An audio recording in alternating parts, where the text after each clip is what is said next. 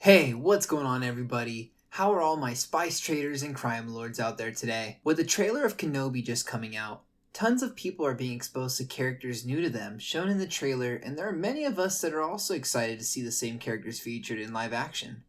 Although there are several characters of interest, one in particular seems to stand out beyond the rest. You may know who he is, or may be wondering, who the heck is the guy with the cool double-bladed lightsaber that spins? That character is the Grand Inquisitor. You may also be wondering, what is an Inquisitor?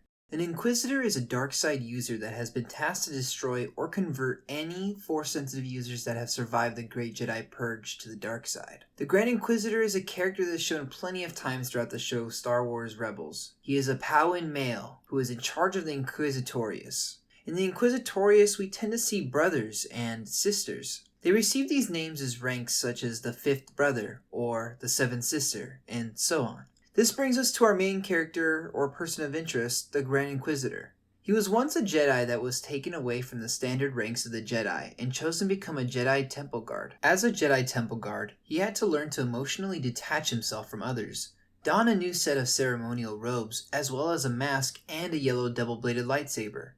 The Jedi Temple Guards were directed and led by Jedi Master Sindralig. I will discuss him in a future video soon, as he is also another interesting character. It is believed that once Lord Vader engaged and bested Sindralig, there was one Jedi Temple Guard that submitted himself to the dark side, pledging his loyalty to Emperor Palpatine, who, in turn, granted him the title and rank of the Grand Inquisitor. It is interesting to me that the Inquisitor traded one allegiance for another. Although completely different, both factions are similar to where blind allegiance is required. The only way they differ to me is that one says do not have any emotional attachment and the other says use your anger to achieve victory. I think it's important to note that the Inquisitorius reported directly to Darth Vader, and the Grand Inquisitor himself was personally trained by Vader. At the behest of Emperor Palpatine, the Grand Inquisitor was tasked with capturing two Force sensitives, these being Kanan Jarrus and Ezra Bridger of the Ghost Crew in Star Wars Rebels. The Grand Inquisitor met his end in the physical realm when he fell in battle to Kanan, but he did not die to Kanan's lightsaber. Instead, during their duel on a Star Destroyer, they were in the engine room and Kanan trusted in the Force, giving him the clarity needed to find the weakness in the Grand Inquisitor's unique lightsaber. After this, the Inquisitor, hanging off of the platform, willingly let himself fall into the Star Destroyer's engines that were destroyed when his lightsaber had fallen into it. Kanan was going to let him live, but the Grand Inquisitor knew that if he did not succeed in beating the Jedi, that he might as well die because Vader would open a can of beep, subsequently killing him. There are things I fear more than death, signifying when one dies there is more waiting, and not all of it good.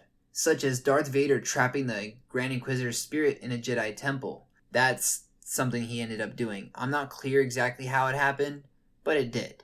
On the planet of Lothal, Kanan, Ahsoka, and Ezra gathered in the Jedi Temple to seek advice from Grand Master Yoda, who exiled himself to the planet Dagobah after Order 66.